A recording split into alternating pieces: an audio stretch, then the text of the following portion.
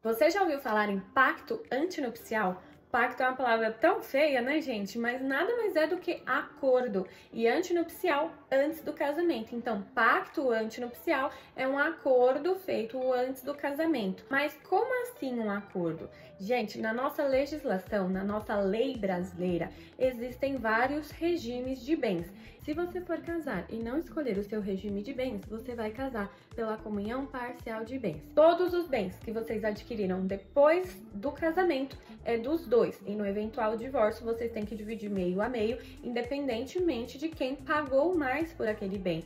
E os bens que vocês adquiriram antes é particular de cada um. Ou seja, no eventual divórcio não entra na partilha de bens. Cada um fica com aquilo que adquiriu, é seu e acabou, ninguém mexe. Se você não quiser casar por esse regime, você tem mais 3 opções de regime para escolher, que é a comunhão universal de bens, que todos aqueles bens que vocês adquiriram antes e depois do casamento é dos dois, salvo se vocês receberam por doação ou testamento, que aí existe uma cláusula de incomunicabilidade que o testador ou doador pode colocar e aí aquele bem fica sendo particular. Mas isso eu vou explicar em outro vídeo para não confundir a cabeça de vocês, tá bom? E tem o regime da separação convencional de bens, que é aquele regime que tudo que vocês compraram antes do casamento e depois é particular de cada um. No eventual divórcio, vocês não vão precisar partilhar, dividir aqueles bens, porque cada um comprou o seu e cada um continua com o seu.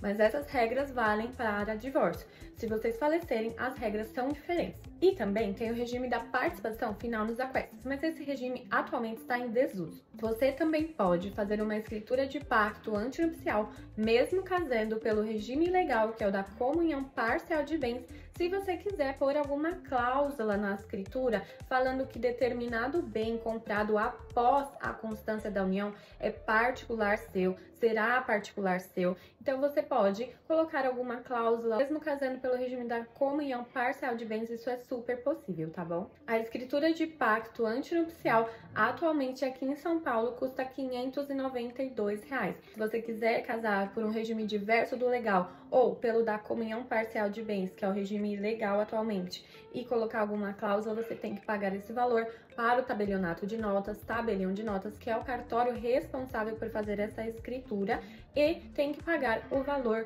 do casamento no cartório de registro civil. E aí, você já sabia dessas informações? Deixa aqui embaixo nos comentários se você já fez um pacto antinupcial, comenta para eu saber, tá bom? Espero muito que esse vídeo tenha ajudado vocês, que tenha sido útil para vocês. Um beijo e até o próximo vídeo!